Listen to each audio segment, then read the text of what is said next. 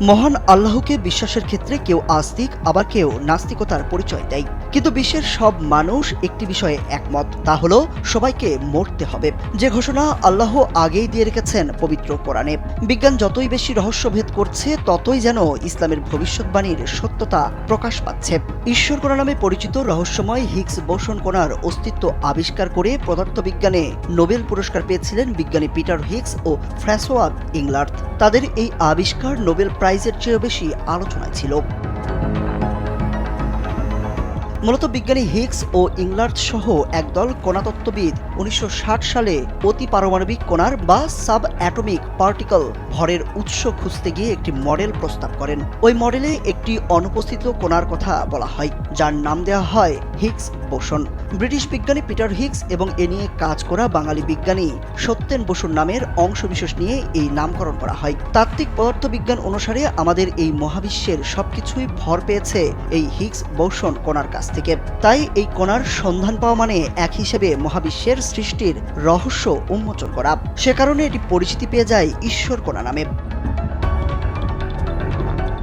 এরপর আলোচনায় আসে সূর্য পশ্চিম দিকে ওঠার বিষয়টি। পৃথিবীর চৌম্বক ক্ষেত্র আমাদের এই গ্রহটিকে ঘিরে রেখেছে অদৃশ্য এক শক্তি বলয়ের মাঝে।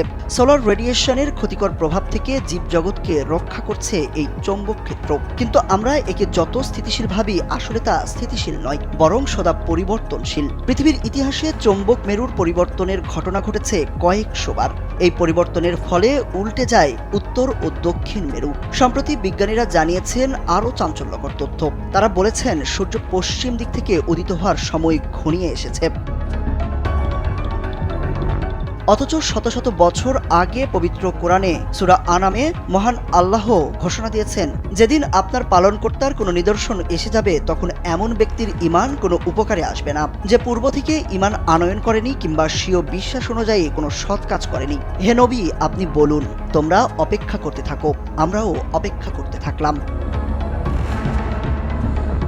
অধিকাংশ মুফাসসিরের মতে অত্র আয়াতে কোনো নিদর্শন বলতে পশ্চিম দিক থেকে সূর্যোদয়কে বোঝানো হয়েছে।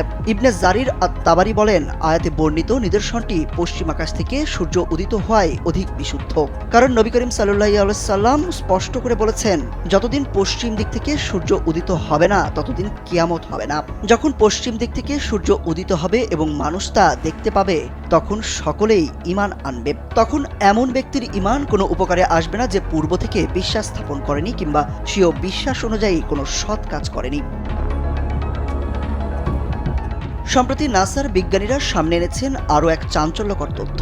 নাসার একটি গবেষণায় উঠে আসে, মহাশূন্যকে নিঃশব্দ ভাবা হলেও আসলে সেখানে প্রতিনিয়ত শব্দ হচ্ছে। গবেষকরা সে শব্দ শুনে বলছেন যেন বিলিয়ন বিলিয়ন মানুষ একসঙ্গে গান গাইছেন বা জিকির করছেন।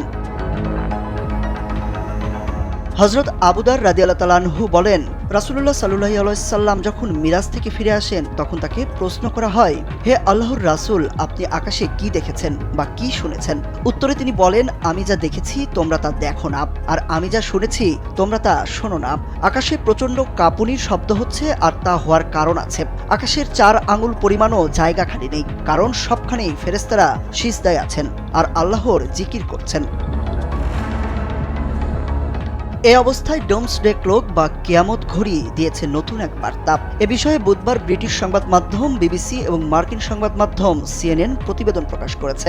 এতে বলা হয়েছে, প্রায় ৭৮ বছর আগে বিজ্ঞানীরা একটি টাইম পিস তৈরি করেছিলেন, যার নাম ডোমসডে ক্লক বা কিয়ামত ঘড়ি। মূলত পৃথিবী কত দ্রুত মানবতার ধ্বংসের দিকে অগ্রসর হচ্ছে তা বোঝার জন্য এই ঘড়ি তৈরি করা হয়েছিল। সাধারণ ঘড়িতে 60 সেকেন্ডে ঘন্টা হলেও ডোমসডে ক্লকের হিসেব সম্পূর্ণ ভিন্ন। এই ঘড়িতে রাত 12টা এমন একটি মুহূর্তকে নির্দেশ করে যখন পৃথিবী মানুষের জন্য বসবাসের অযোগ্য হয়ে উঠবে। 2 বছর ঘড়িটি রাত 12টার 90 সেকেন্ড আগে ছিল। মঙ্গলবার বিজ্ঞানীরা ডোমসডে ক্লক রাত 12টার 89 সেকেন্ড আগে সেট করেছেন। এটি এই পর্যন্ত ঘড়ির সবচেয়ে কাছের সময়। প্রতি বছর বিজ্ঞানীরা এবং নোবেল বিজয়ী বিশেষজ্ঞদের একটি দল এই ঘড়ির সময় নির্ধারণ করেন। এটি এমন একটি উপায়ে তৈরি হয়েছে যাতে মানুষের মনোযোগ আকর্ষণ করে এবং পৃথিবীর জন্য বিপজ্জনক বিভিন্ন সংকট নিয়ে সচেতনতা বাড়ায়। ডোমসডে ক্লক কখনো মধ্যরাতে পৌঁছায়নি। ঘড়িটি মধ্যরাতে পৌঁছানোর মানে হবে কোনো পারমাণবিক যুদ্ধ বা ভয়াবহ জলবায়ু পরিবর্তন, যা মানব সভ্যতাকে ধ্বংস করবে।